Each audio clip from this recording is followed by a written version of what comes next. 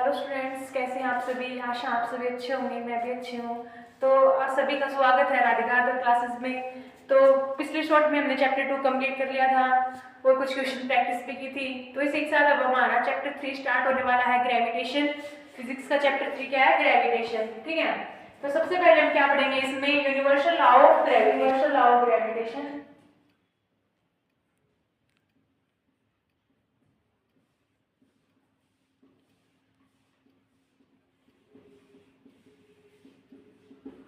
ये टॉपिक क्या है? बहुत ज्यादा इंपॉर्टेंट टॉपिक है। ज्यादातर ये जितने भी एग्जाम्स होते हैं यूनिवर्सल लॉ ऑफ ग्रेविटेशन आता ही आता है। ठीक है, तो सबसे पहले यूनिवर्सल लॉ ऑफ ग्रेविटेशन क्या कहता है? मान लो कोई ऑब्जेक्ट है, ठीक है,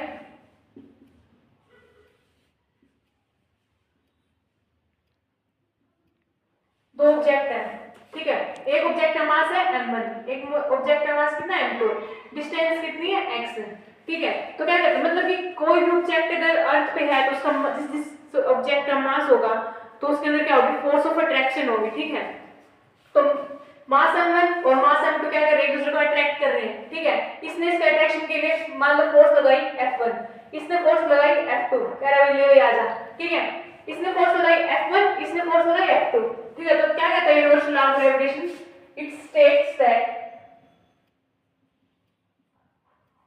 It states that there is a force of attraction between masses m1 and m2। उसके बाद क्या कहता है कि फोर्स क्या यहाँ पे डायरेक्टली प्रोपोर्शनल है। फोर्स क्या यहाँ पे डायरेक्टली प्रोपोर्शनल है मासेस m1 और m2 के लिए।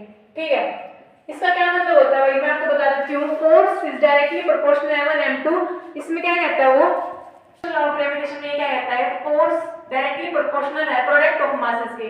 ठीक है, क्या कहता है कि जितने जितना मासेस का मल्टीप्लिकेशन बढ़ेगा उतना ज्यादा क्या होगा? फोर्स बढ़ेगा। ठीक है, तो क्या कहते हैं? States that there is a force of attraction between masses m1 and m2 which is directly proportional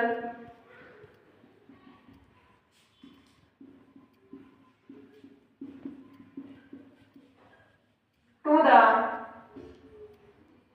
product of masses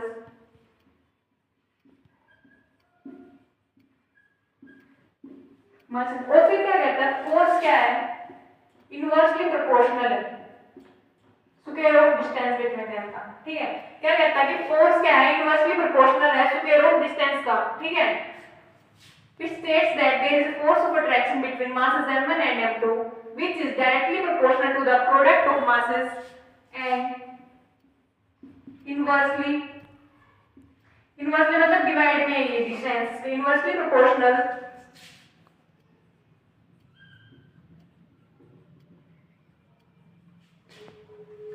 to the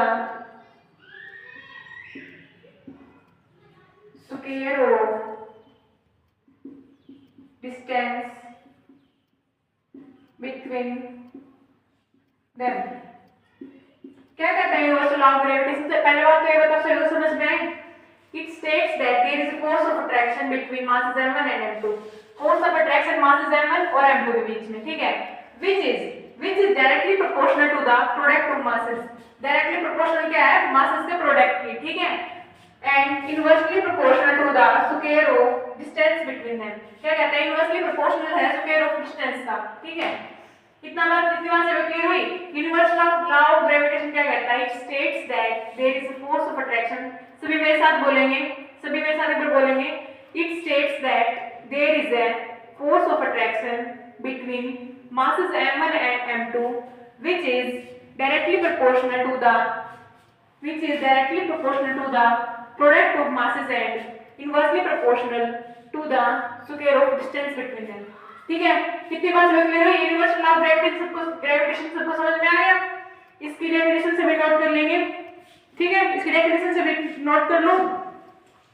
और ये क्या है? नॉन कांटेक्ट फोर्स है। ठीक है, नॉन कांटेक्ट फोर्स है। है, ये क्या है, नॉन कॉन्टैक्ट फोर्स है, और ये क्या होती है हमेशा अट्रैक्टिव होता है हमेशा नेचर में। It is always attractive in nature. ठीक है, ये बात से नोट कर लेंगे एक बार। ठीक है, उसके बाद ये क्या होती है, सेंट्रल फोर्स होती है। क्या होती है ये, सेंट्रल फोर्स होती है। क्या करते हैं, जैसे कि कोई ऑब्जेक्ट है, ये ऑब्जेक्ट वन ये ऑब्जेक्ट को तो क्या करती है, सेंटर में से अट्रैक्शन करती है। क्या करती है, सेंटर में से अट्रैक्शन करती है। ठीक है, इतनी बात सब क्लियर हुई। ये क्या नॉन कॉन्टैक्ट फोर्स है, अट्रैक्टिव होती है हमेशा नेचर में, और क्या सेंट्रल फोर्स है, सेंटर में से एक दूसरे को अट्रैक्ट करेगी। ठीक है, इतनी बात सभी को समझ में आई। इससे आता है ग्रेविटेशन कांस्टेंट। क्या आता है इससे, ग्रेविटेशन कांस्टेंट।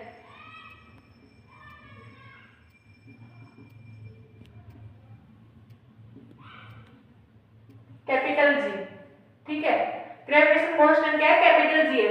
इसकी वैल्यू कितनी है, 6.67 इंटू में 10 की पावर -11 nm स्क्वायर होता है kg स्क्वायर। ग्रेविटेशन कांस्टेंट की वैल्यू कितनी है, 6.67 इंटू में 10 की पावर -11 nm स्क्वायर बटा kg स्क्वायर। ठीक है, अभी मैं आपको बताऊंगी ये फॉर्मूला कैसे आया, इसकी असाइनमेंट कैसे है। ठीक है, ये तो हम 12th क्लास में जाके पढ़ेंगे, ये कैपिटल जी की वैल्यू आई कैसे। ठीक है, तो सभी नोट कर लेंगे एक बार, इसे नोट करो जल्दी। फोर्स इज इक्वल है ग्रेविटेशन कांस्टेंट मास m1 मास m2 बटे में x स्क्वायर। कितना सभी को पता है क्या है, कोई भी ऑब्जेक्ट था अट्रैक्ट किया, एक ऑब्जेक्ट का मास m1 था, एक ऑब्जेक्ट का मास m2 था। ठीक है, ग्रेविटेशन कांस्टेंट करने के लिए g लगा दिया, यहाँ पे कैपिटल G, और डिस्टेंस था इसमें। यूनिवर्सल लॉ ऑफ ग्रेविटेशन क्या कहता है, मासेस m1 एंड m2 क्या कर रहे हैं, अट्रैक्ट कर रहे हैं, डायरेक्टली प्रोपोर्शनल किसके हैं, प्रोडक्ट ऑफ मासेस के, और इनवर्सली प्रोपोर्शनल है स्क्वायर ऑफ डिस्टेंस बिटवीन के। ठीक है, तो क्या कहता है ये यहाँ पे डिवाइड विद मल्टीप्लाई हो गया, fx स्क्वायर बटा मास m1 m2 इज इक्वल है कैपिटल G। इतनी बात समझ में आई सभी को, इतनी बात समझ में क्लियर हुई। ठीक है, उसके बाद fx स्क्वायर डिस्टेंस स्क्वायर क्या आ गया, nm आ गया, nm square mass m1 and m2 तो क्या हो गया, kg स्क्वायर आ गया इज इक्वल G। ठीक है, इतनी बात सभी को समझ में आई। उसके बाद ये मतलब कुछ कोई ज्यादा जरूरी भी नहीं है, बस एक बार आप इसको देख लेना। ठीक है, उसके बाद आता है हमारा एक्सेलरेशन ड्यू टू ग्रेविटी। उसके बाद हमारे टॉपिक क्या आता है,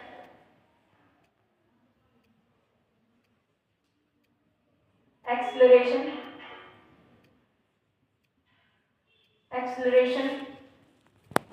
ड्यू टू ग्रेविटी।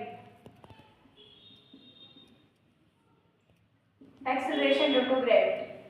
ठीक है, तो एक्सेलरेशन ड्यू टू ग्रेविटी में क्या करता है, मगर जैसे कि कोई भी ऑब्जेक्ट है वो ऊपर से नीचे की तरफ गिर रहा है, तो क्या हो रही है, उसमें एक्सेलरेशन हो रही है। तो क्या कहते हैं, इसी को क्या कहते हैं, एक्सेलरेशन ड्यू टू ग्रेविटी कहते हैं। ठीक है, द ऑब्जेक्ट इज लिखो सभी साथ में, the object is free falling मतलब यहाँ पे क्या है, गिरना है, फ्री फॉलिंग मतलब गिरना। The object is free falling due to the force of attraction, force of gravitation. Sorry, the object is free falling due to the force of gravitation,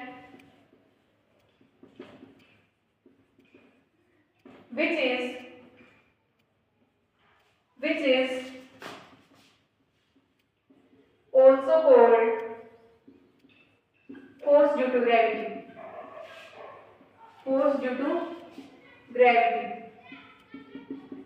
ठीक है, एक्सेलरेशन ड्यू टू ग्रेविटी क्या कहता है, कोई object ऊपर से नीचे की तरफ गिर रहा है, तो क्या हो रहा है, फोर्स ऑफ ग्रेविटेशन की वजह से क्या कर रहा है, नीचे की तरफ आ रहा है। ठीक है, तो यहाँ पर मतलब कि कोई ऑब्जेक्ट है, ये मैंने इतनी हाइट से इसको गिरा रही हूँ, तो क्या होगा, इसकी वेलोसिटी बढ़ेगी। मान लो ये अर्थ है, ये कोई ऑब्जेक्ट है, मैंने इसको यहाँ से गिरा दिया तो क्या होगा, इसकी वेलोसिटी क्या हो रही है, यहाँ से आते आते क्या हो रही है, वेलोसिटी इंक्रीज हो रही है, वेलोसिटी इज इंक्रीजिंग। तो वेलोसिटी बढ़ रही है तो क्या हो गया, यहाँ पे एक्सेलरेशन हो गया, वेलोसिटी बढ़ रही है तो यहाँ पे क्या हो गया, एक्सेलरेशन हो गया। ठीक है, इतनी बात चलो समझ में आई। बिकॉज फोर्स ऑफ, इसे भी लिख लेंगे definition, because force of gravitation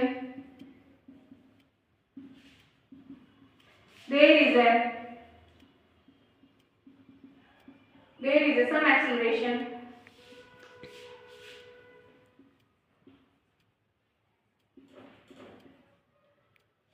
because the force of gravitation there is some acceleration, so it is called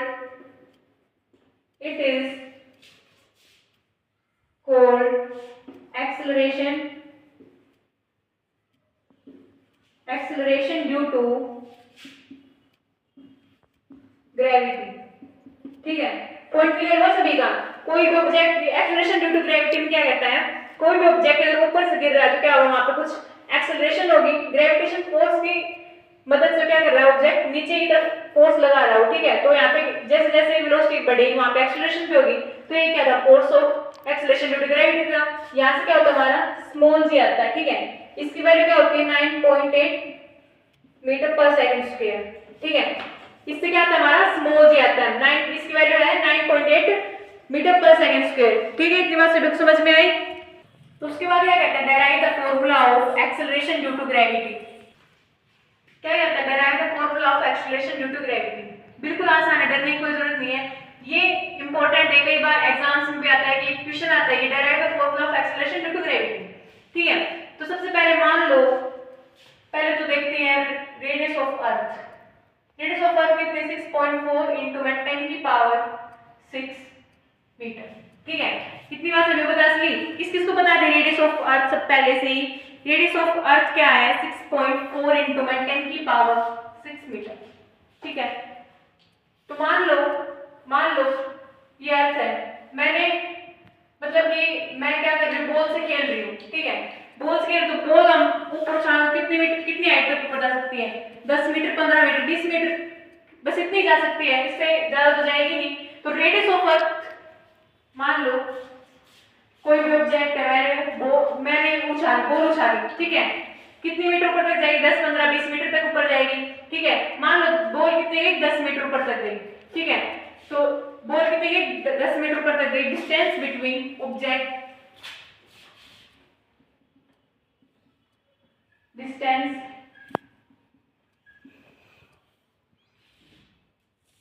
between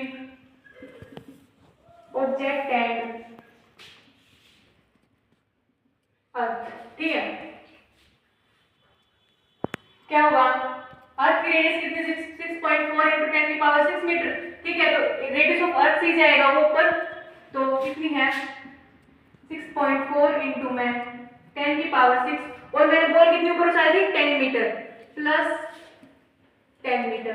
ठीक है, तो इसके सामने कुछ है क्या, 6.4 इंटू 10 की पावर 6 के सामने 10 मीटर कुछ है, अप्रोक्सीमेटली कुछ भी नहीं है। ठीक है, क्या है, कुछ भी नहीं है इसके सामने। ठीक है, अगर इसको किलोमीटर में चेंज करेंगे कितना आएगा, 6400 किलोमीटर आएगा। ठीक है, तो क्या अप्रोक्सीमेटली वैल्यू क्या आ जाएगी, सेम आ जाएगी, अप्रोक्सीमेटली वैल्यू क्या आ जाएगी, 6.4 इंटू में 10 की पावर 6 ही आ जाएगी। ठीक है, अगर इसको हम जोड़ेंगे तो कोई फायदा भी नहीं होने वाला, मतलब वैल्यू सेम ही आ जाएगी।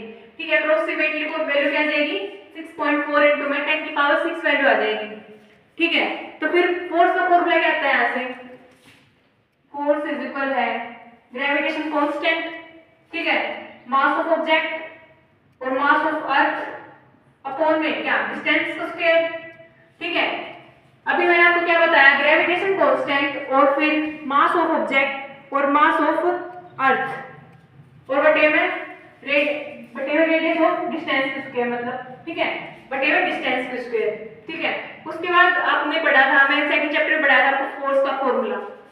फोर्स का फॉर्मूला बताएंगे सभी एक बार से, फोर्स का फॉर्मूला पढ़ा था हमने M A, force is equal है एम ए, पढ़ा था भाई सभी ने।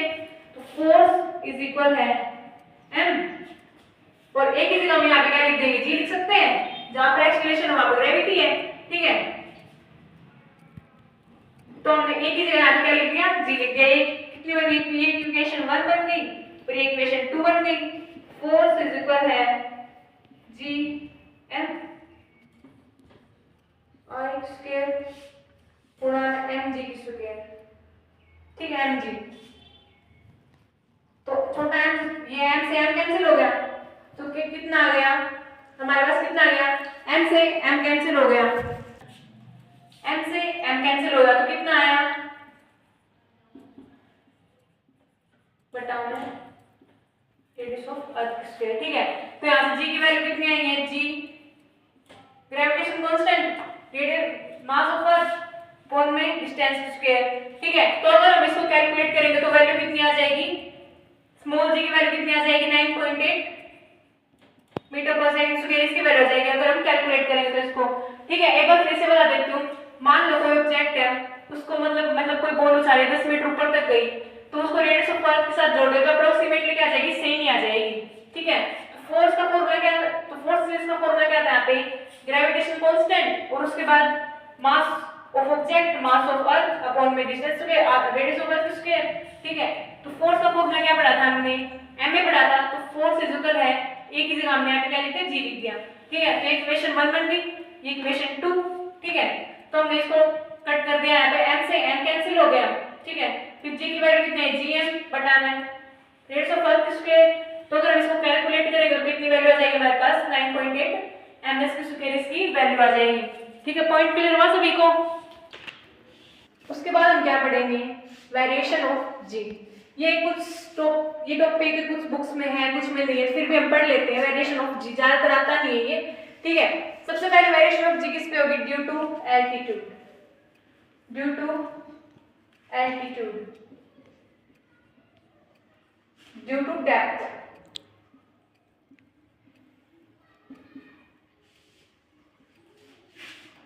ड्यू टू अर्थ से, ठीक है।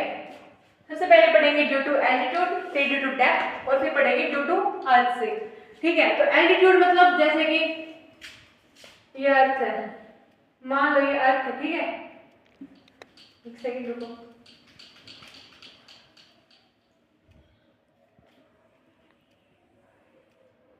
ये क्या है, अर्थ है, ठीक है। जैसे जैसे ऑब्जेक्ट, अब आपको क्वेश्चन का आंसर देना, जैसे जैसे ऑब्जेक्ट हाइट पे जाता जाएगा, जैसे जैसे ऑब्जेक्ट अर्थ से ऊपर जाता जाएगा, हाइट पे जाता जाएगा, तो उसकी एक्सेलरेशन क्या होगी, बढ़ेगी या घटेगी, एक बार मेरे को बताएंगे। जैसे जैसे ऑब्जेक्ट ऊपर की तरफ जाएगा, एल्टीट्यूड की तरफ, तो एक्सेलरेशन डिक्रीज होगी या इंक्रीज होगी, बताओ सभी। ऑब्वियस सी बात है, एक्सेलरेशन क्या होगी, डिक्रीज होगी।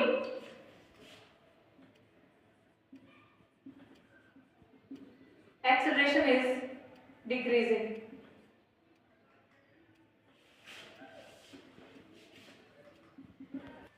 acceleration is decreasing because the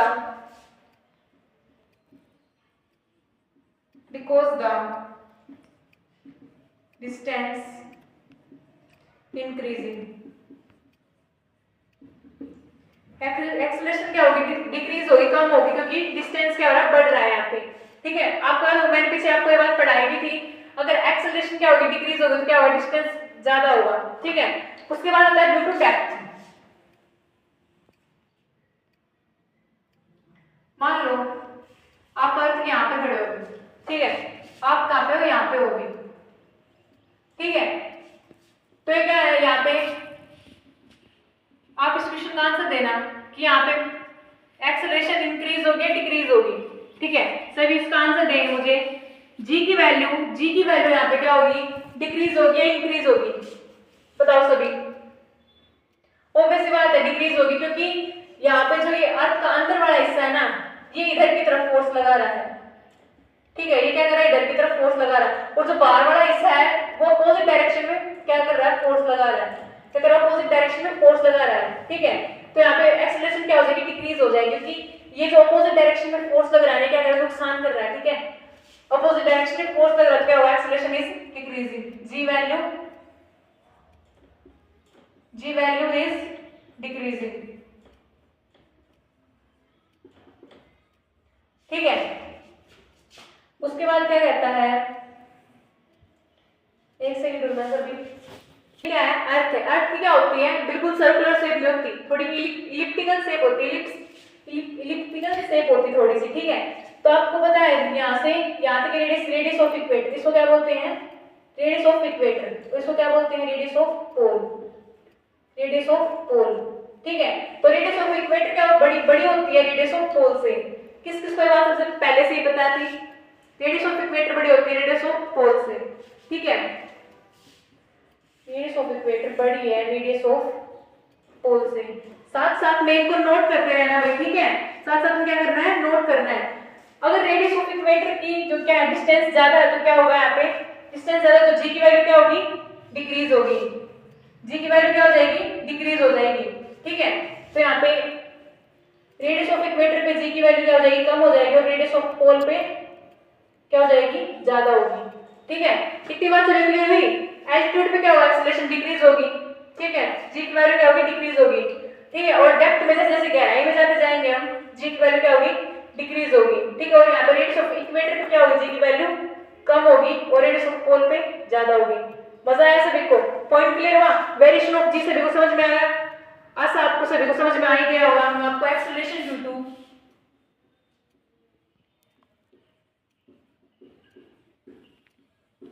to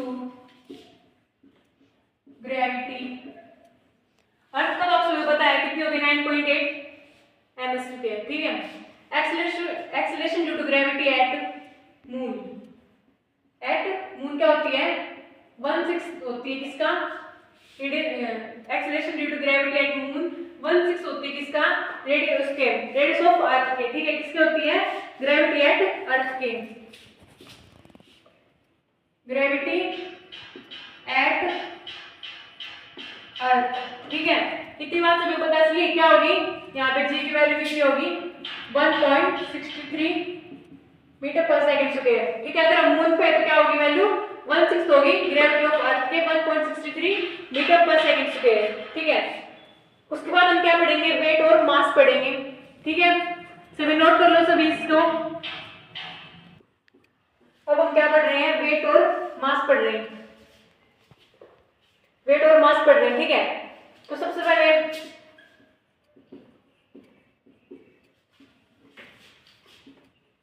mass होता है क्या, जैसे कि मेरा शरीर का जो मेन पॉइंट है मतलब स्टमक है। ठीक है, वैसे ही क्या होता है, मतलब कि मेरी बॉडी का जो एक्चुअल कंटेंट है उसकी वही क्या है, मास है। ठीक है, the amount of matter,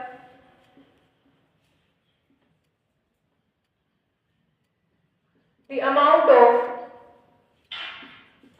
matter, the amount of matter or the actual content of body is called mass। ठीक है, मास क्या होता है, अमाउंट ऑफ मैटर और the actual content of the body is called मास। ठीक है, उसके बाद आता है वेट। वेट क्या होता है, जैसे कि कोई भी ऑब्जेक्ट है, कोई भी 2 ऑब्जेक्ट उनका कुछ ना कुछ तो मासेस है। अगर कोई ऑब्जेक्ट अर्थ पे है, ठीक है, तो उसका कोई ना कोई मास है, तो क्या कर दोनों को अट्रैक्ट कर रहे एक दूसरे को। ठीक है, तो उसी को क्या कहते हैं, वेट कहते हैं। It is the force with which, it is the force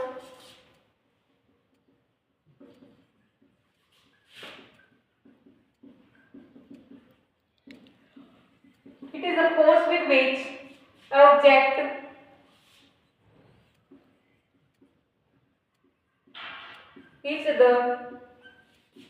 is called weight।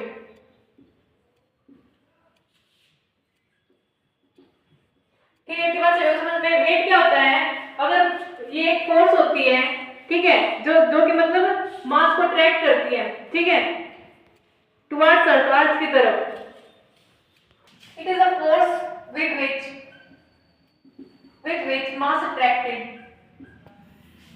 it is a force with which mass attracted towards earth, towards earth। ठीक है, बात समझ में, वेट क्या होता है, टुवर्ड्स अर्थ, और मास क्या होता है, द अमाउंट ऑफ मैटर और the actual content of the body is called मास। ठीक है, कितनी बार सभी को समझ में आई? क्लियर हो गया पॉइंट? ठीक है, नोट कर लो सभी से, नोट कर लो। वेट किस पे डिपेंड करता है? Wait is depend on g. ठीक है, सो इट इज वेरिएबल। ठीक है, मास किस पे डिपेंड करता है? स्मॉल जी पे डिपेंड करता है। सॉरी, वेट किस पे डिपेंड करता है? स्मॉल जी पे डिपेंड करता है। मास किस पे करता है डिपेंड? मास स्मॉल जी पे डिपेंड नहीं करता है। Mass does not depends on, mass does not depends on g. ठीक है, क्या करता है? वेट किस पे डिपेंड करता है? स्मॉल जी पे डिपेंड करता है, तो क्या है ये? वेरिएबल है। मास डिपेंड नहीं करता स्मॉल जी पे। ठीक है, एक बार से समझ में आ गई? चलो एक बार ऐसा यूनिट और बता देती हूँ। ऐसा unit of weight is newton metre. ऐसा unit of weight is newton metre.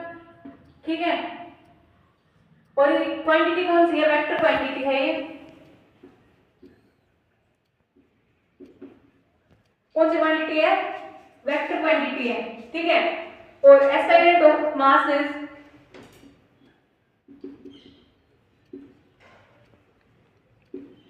ऐसा unit of mass is KG square. ठीक है, समझ में आया सभी को? ऐसा unit of mass is KG. ठीक है, और ये क्वांटिटी कौन सी है? स्केलर क्वांटिटी है।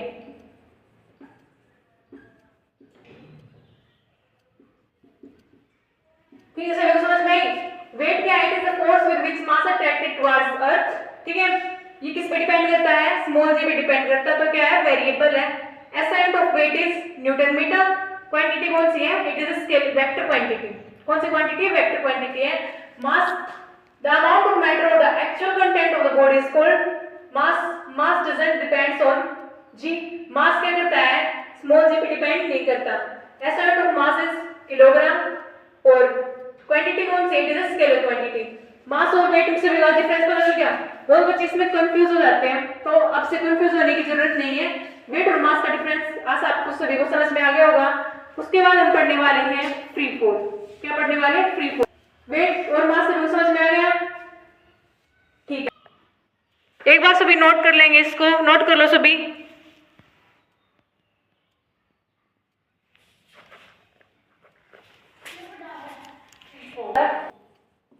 ठीक है, फ्री फॉल और कुछ नहीं है, किसी भी ऑब्जेक्ट का अर्थ पे गिरना ही क्या है? फ्री फॉल है। ठीक है, when object falling under the influence of force due to gravitation. When object is falling into under the influence of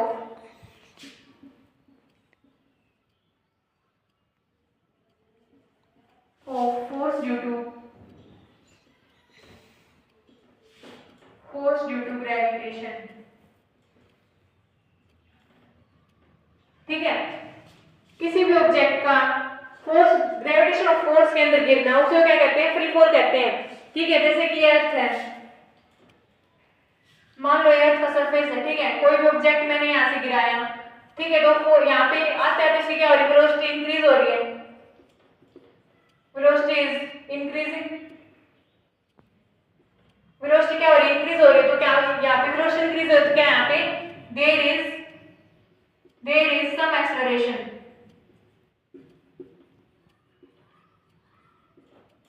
ठीक है, वेलोसिटी इंक्रीज हो रही है तो क्या एक्सेलरेशन होगी। ठीक है, इसको क्या कहते हैं? फ्री फॉल ऑफ ऑब्जेक्ट कहते हैं। ठीक है, कोई भी ऑब्जेक्ट गिर रहा है, एक्सेलरेशन उसकी बढ़ रही है, वेलोसिटी उसकी बढ़ रही है, तो क्या होगा? यहाँ पे एक्सेलरेशन डिक्रीज हो रही है बट वेलोसिटी क्या है? बढ़ रही है। कोई भी ऑब्जेक्ट अगर थोड़ी सी भी हाइट से गिरता है तो उसकी वेलोसिटी क्या हो रही है? इंक्रीज हो रही है। ठीक है, इसको क्या कहते हैं? फ्री फॉल कहते हैं। पॉइंट क्लियर हो गया सभी को? सभी इसकी डेफिनेशन लिख लेना। ठीक है, डेफिनेशन लिख लो सभी। उसके बाद हम क्या पढ़ने वाले हैं, Kepler's law of planetary motion. ठीक है, मेरे ख्याल से आप सभी को इतना समझ में आ गया होगा। तो इसी के साथ आज का सेशन हमारा खत्म करते हैं और नेक्स्ट वीडियो में पढ़ेंगे Kepler's law of planetary motion, density, buoyancy, relative density, etcetera etcetera और कुछ टॉपिक्स। ठीक है, और कुछ क्वेश्चन प्रैक्टिस करेंगे। ठीक है, तो इतनी बात सभी क्लियर हुई, फ्री फॉल तक आशा आप सभी को समझ में आ गया। तो मिलते हैं नेक्स्ट वीडियो में। Bye bye all of you.